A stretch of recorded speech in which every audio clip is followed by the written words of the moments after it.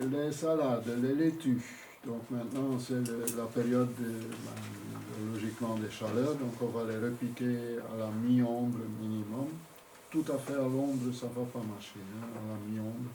Donc un petit peu de soleil le matin ou le soir ou les deux, mais éviter le grand soleil de 11h à 15h, 16h. Là. Donc les salades d'été. Je pense par exemple à la grosse paresseuse, la grosse blonde paresseuse. Bon, c'est pas pour dire des choses sur les gens qui sont blonds. Ouais, toutes les blondes sont pas paresseuses. Voilà. La dénomination, c'est parce qu'elle est blonde. Elle est lente à pousser, donc elle ne pousse pas très vite. Elle est paresseuse aussi, donc, et elle ne monte pas vite en graines. C'est un petit peu pour ça qu'elle a reçu ce nom. C'est sûrement un homme qui a donné ce nom. Il y a les salades à couper, donc ça c'est à peu près tout le temps qu'on peut le faire. Et les toutes saisons, bien sûr. Il y a dans les Batavia aussi, dans les pommées spéciales aussi. Donc là aussi, il faut regarder dans le catalogue et regarder à côté les différentes variétés. C'est à partir du numéro 87 000 à 100 025. Bon, il n'y en a pas 20 000. Hein. Il n'y a pas tous les numéros. Mais bon, on triche un petit peu, on met 0,1, 0,2, etc. Il y en a quand même beaucoup. Pas 20 000 quand même. Il faut manger beaucoup de salades et de diverses sortes de salades. Donc quand on sème de la salade, il y en a des gens aussi qui mélangent déjà les semences à l'avance. Bon, il faut quand même essayer de garder la catégorie plus ou moins à couper d'été. Bon, toute saison et été pourrait peut-être encore se mélanger aussi, mais quand même un petit peu réfléchir comment on fait pour après s'y retrouver. Une à couper, on ne va pas la laisser venir pommer parce qu'elle ne va jamais pommer. Donc il faut quand même au moins voir plus ou moins comment on va la consommer. Mais une salade contient énormément de choses. Mais un saladier doit comporter encore, ou avoir encore beaucoup plus de choses que la salade aussi. Mais la salade, elle contient à peu près 92% d'eau. Bon, on va dire que c'est pas intéressant, on mange de l'eau, non? Parce qu'elle contient des oméga 3 qu'on ne trouve pas dans tous les légumes, qui est très bon contre les maladies cardiovasculaires. Donc, intéressant. Les minéraux, de la potasse, du magnésium, du calcium, du phosphore. Donc, intéressant pour la santé. En très petite quantité, hein, parce qu'il n'y a plus que 8% de la plante qui est autre chose que de l'eau. Hein. Mais c'est ces petits apports-là qui sont fort importants pour la santé. Les oligo-éléments, du fer, du zinc, du magnésium, du fluor, du nickel, et j'en passe tout plein. Donc, intéressant, parce que c'est toutes les choses qu'on a besoin. Magnésium, on a besoin pour être en bonne santé. Elle apporte plus de vitamine C que la carotte et la tomate. Donc, c'est étonnant hein, quand même. Elle ouvre l'appétit. C'est pour ça que dans certaines régions, quand ils veulent qu'on mange bien et beaucoup, on donne d'abord de la salade pour ouvrir l'appétit. Celui qui est un petit peu, qui regarde à son portefeuille, il dit on ne va pas les faire manger trop, donc on ne va pas donner de salade au début. Donc ça aide aussi la digestion, donc meilleure digestion, c'est aussi un petit peu des fibres, hein, ça régularise un petit peu le transit quand même. Ça réduit aussi la rétention d'eau, donc malgré qu'elle contient 92% d'eau, tous ces minéraux et tout ça aident. Celui qui a parfois les jambes gonflées et tout ça, c'est souvent le soir, ben c'est peut-être bien de manger une petite salade aussi le soir. Ça apaise aussi et ça aide à mieux dormir. Donc il y a beaucoup de fruits et tout ça qu'on évite de manger le soir parce qu'on dit après on va dormir moins. Mais bon, c'est pas nécessairement le cas pour la laitue. Donc nos bêtes laitues, à la limite, on a tellement l'habitude d'en manger qu'on ne se rend pas compte de tous les bénéfices qu'ils peuvent nous donner. Où est-ce que j'en suis ici? Avec toutes mes feuilles. Alors, c'est encore le moment de planter les haricots. Les haricots à perche, ça devient limite. Parce qu'il faut un sacré bout de temps avant qu'ils montent en haut des perches. Après, il faut qu'ils fleurissent. Après, il faut que l'haricot se forme, etc. Donc, il y a encore moyen, mais il ne faut pas trop traîner. Donc, jusque fin juin, c'est faisable. Après, c'est trop tard. Donc, on a quand même encore 3 semaines. Les haricots à pied, donc les plus courts, jusqu'à à peu près 21 juillet, fin juillet.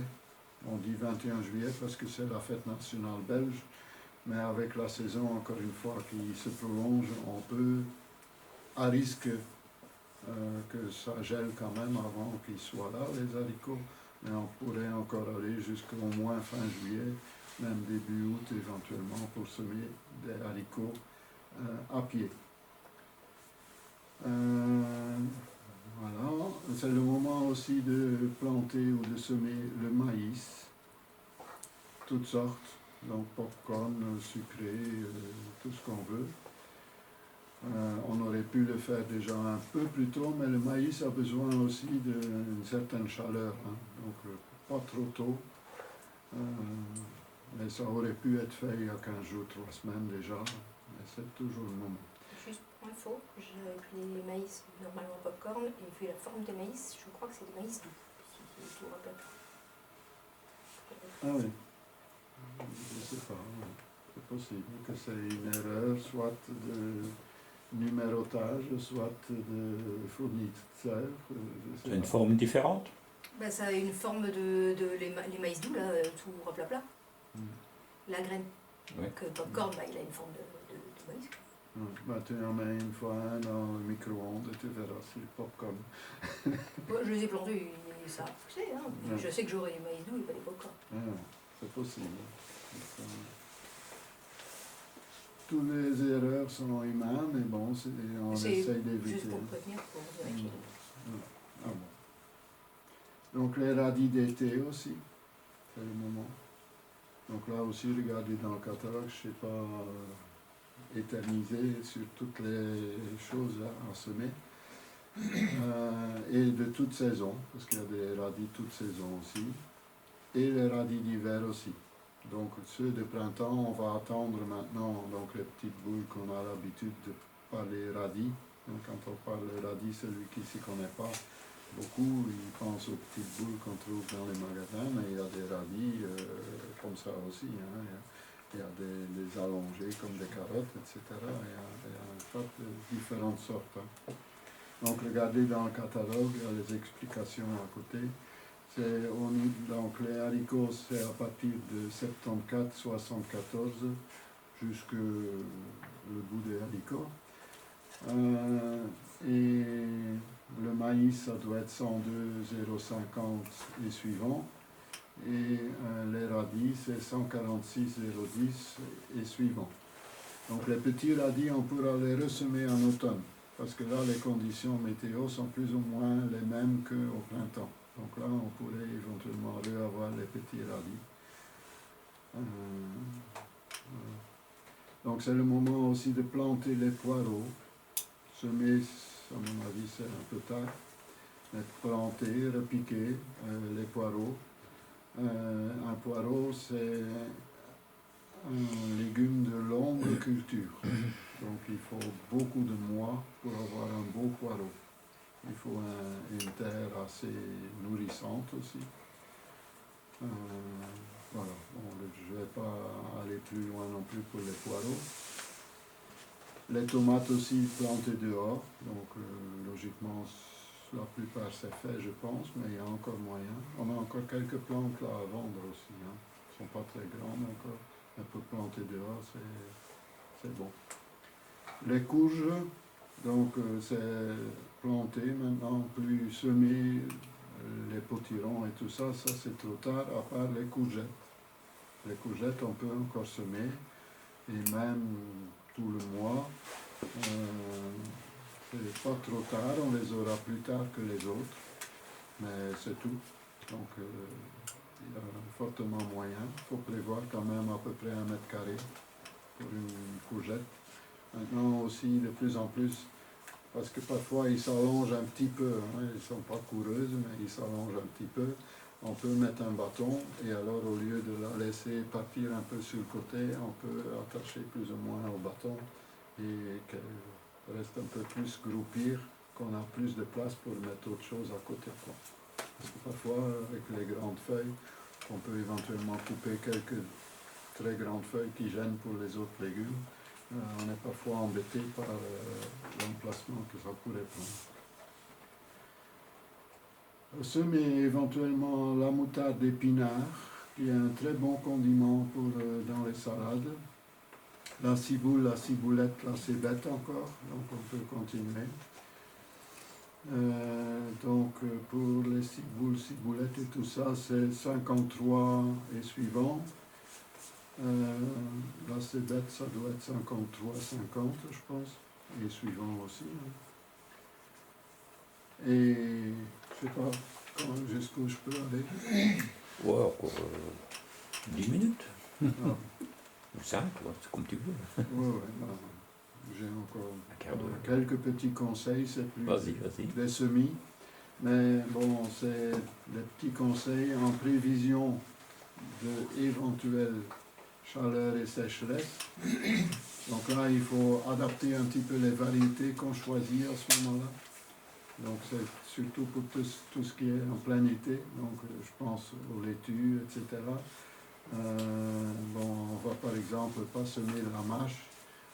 On sait que de toute façon, elle va tout de suite monter presque avant d'avoir poussé. Donc on choisit ces variétés adaptées plus ou moins aux périodes plus chaudes. Et dans certains légumes, c'est marqué dans le catalogue que ça convient mieux ou aussi pendant la période plus chaude. Créer aussi un mi-ombre. Donc si on plante par exemple des haricots à perche en tipi, on peut prévoir alors plutôt que au lieu de planter les salades devant, on va plutôt les planter derrière. On sait travailler comme ça avec une haie de framboisier, on sait travailler avec des tournesols qui vont un petit peu aussi surplomber sans enlever toute la lumière, le terrain, même devant une serre, du moment qu'ils sont attachés, qu'ils ne cultivent pas sur la serre avec un gros orage et qui casse le plastique. Mais bon, on peut aussi prévoir des choses comme ça. Les topinambours, par exemple, aussi, peuvent servir à faire créer un petit ombrage éventuel. Même si on n'a pas une période de sécheresse et de chaleur, ça va convenir aussi. La plupart des plantes n'aiment pas le plein soleil. Comme il y a des gens qui aiment bien d'aller se blottir en plein soleil, on a beaucoup aussi qui préfèrent se mettre un peu en dessous des arbres pour être à l'ombre ou qui mettent des chapeaux ou en longtemps c'était des ombrelles. Parce que dans le temps, les femmes, il ne fallait surtout pas qu'ils soient bronzés, hein, il fallait qu'ils soient tout blancs. Comme quoi que les habitudes ils changent. Hein. Alors, prévoir éventuellement quand on fait des semis, de mettre des cagettes pour éventuellement éviter que ça brûle vraiment, ça chauffe tellement fort. Sur les cagettes, on peut encore même mettre un petit voile. En cas de période, parfois 5-6 jours, parfois 10 jours ou plus, il y a un soleil brûlant. Donc on peut encore mettre éventuellement un voile, donc ça va moins plaquer le voile sur les petites plantes minuscules avec des cagettes de récupération. Pour un semis éventuellement de carottes, parce que la carotte aime bien, il met assez longtemps à pousser, mais elle aime bien une terre quand même humide, mais une fois qu'elle est semée, elle n'aime pas qu'il pleut dessus, parce qu'il ne faut pas que ça fasse une croûte. parce qu'à ce moment-là, il n'y a plus d'oxygène qui rentre dans le sol, etc. L'eau pénètre beaucoup moins facilement, s'écoule plutôt, etc. Donc une façon de faire, c'est mettre une paire de briques, une planche au-dessus de la ligne de carottes qu'on a semées, jusqu'à ce qu'ils soient levés et qu'ils savent se débrouiller tout ça. Donc la lumière, elle va passer sur les côtés, mais le gros soleil ne va pas taper dessus et la pluie non plus. Et l'humidité, ben, ça coulera en bas de la planche et sera quand même là. Longtemps, on mettait beaucoup des jutes quand on semait. Là, le danger, c'est que si on ne regarde pas régulièrement, quand on soulève le tapis de jute, on a toutes les plantes avec. Donc, on peut mettre un tissu plutôt, léger quand même, mais qui a moins de trous. Donc, les plantes vont peut-être pas passer en travers. Maintenant, un voile d'hivernage peut aussi peut-être aider, parce que c'est déjà souvent blanc, donc ça prend moins les rayons du soleil. Ça absorbe d'abord l'eau qui va pénétrer plus facilement, pas facilement, mais plus doucement que un orage ou une drache, comme on dit en Belgique. Il y a beaucoup de Français qui ne vont pas savoir ce que c'est une drache. Une drache, c'est typiquement belge. C'est pour ça qu'on habite en Belgique. Hein. Dans le nord, peut-être qu'ils connaissent aussi.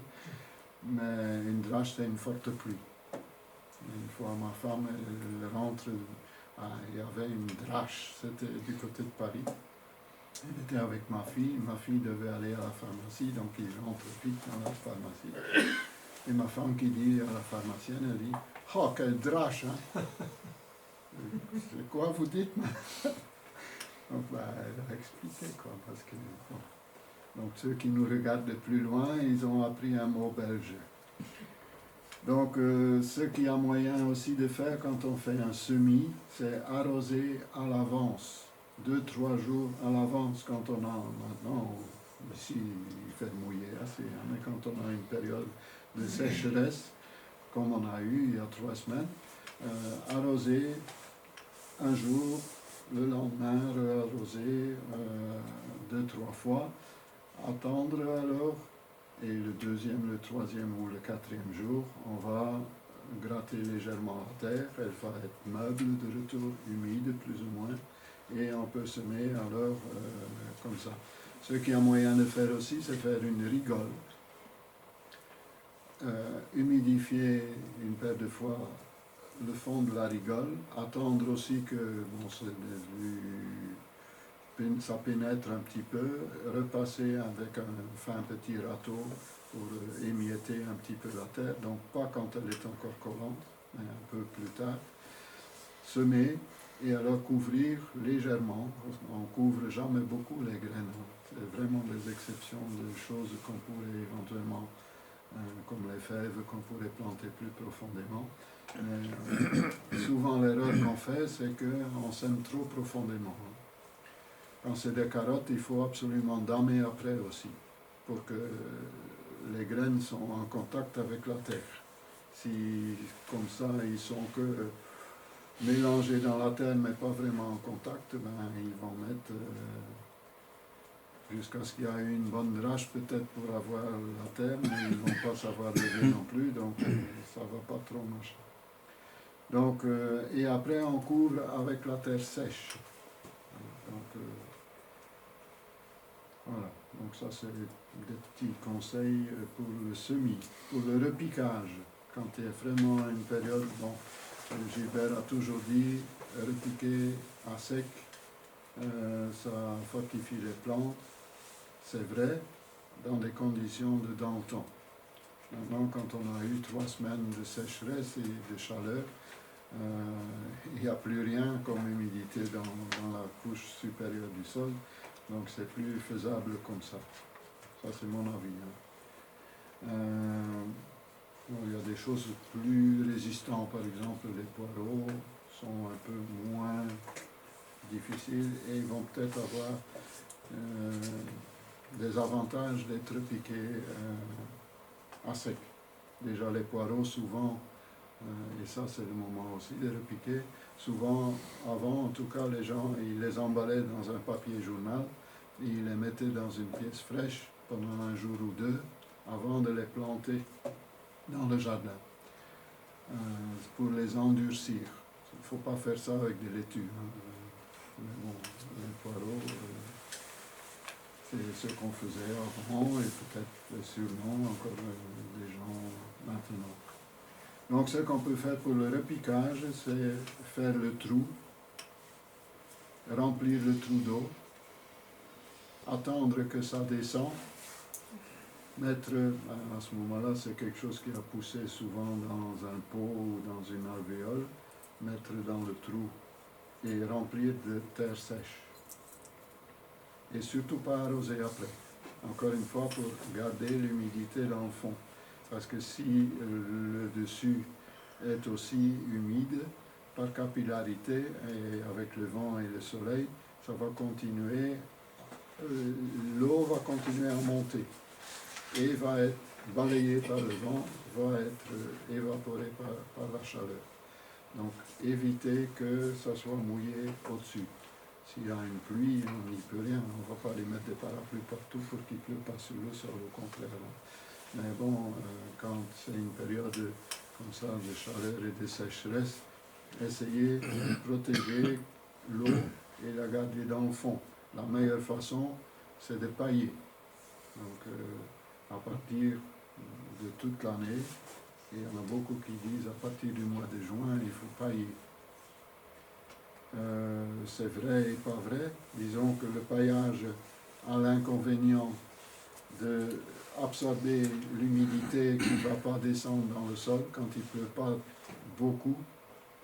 Donc c'est aussi un peu une perte. Mais quand on paille, quand le sol est humide, l'humidité reste dans le sol. Donc on n'a plus ce problème-là. Et la pluie qui tombe va continuer un petit peu à ruisseler entre cette couverture du sol qui est constituée de tout ce qui a été vivant, en fait. Hein. Donc toutes les plantes du jardin qui sont finies, éventuellement du foin, éventuellement de la paille, éventuellement on cultive une rangée de consoude de Russie là, qui donne beaucoup de feuilles, etc. Il y a un tas de choses qu'on peut recycler sur place. Éventuellement, quand on a taillé des buissons, ou quand c'est déjà un peu plus gros, passer au broyeur, ou quand c'est plus fin, déposer comme ça. Par exemple, entre les lignes des pommes de terre, on peut très bien mettre de la consoude, etc., coucher, qui va donner de l'engrais, qui va ombrager, qui va empêcher de dessécher le sol, etc. Le BRF peut être utilisé aussi, mais attention avec le BRF, s'il n'est pas décomposé, avant de commencer à touiller dans la terre, on va l'écarter, parce qu'on va éviter de l'enterrer, parce que sinon il va faire des champignons, mais pas nécessairement les bons champignons, parce qu'il va être enterré, donc moins en contact aussi avec l'atmosphère et avec l'oxygène. Donc il va fabriquer des champignons, mais pas nécessairement les bons mycorhizes que les plantes ils ont besoin. Toute plante a besoin de mycorhizes, hein, donc des champignons. Donc ça, pour ça qu'il faut éviter aussi de trop intervenir avec de la bouillie bordelaise ou avec du soufre ou avec je ne sais pas quoi, parce que ça ne trie pas les champignons différents, ça tue aussi bien, ça empêche, parce qu'il n'y a rien qui tue un champignon, ça empêche les champignons de proliférer, et donc on sait que les plantes ont besoin de champignons pour bien se porter, et chaque plante a ses champignons préférés. Une autre fois, on va peut-être aller plus loin dans ce truc-là. Donc du compost à demi décomposé, par exemple, entre les pommes de terre ou entre les poireaux, etc. Tout ça peut être utilisé. Je vais laisser la parole à Michel.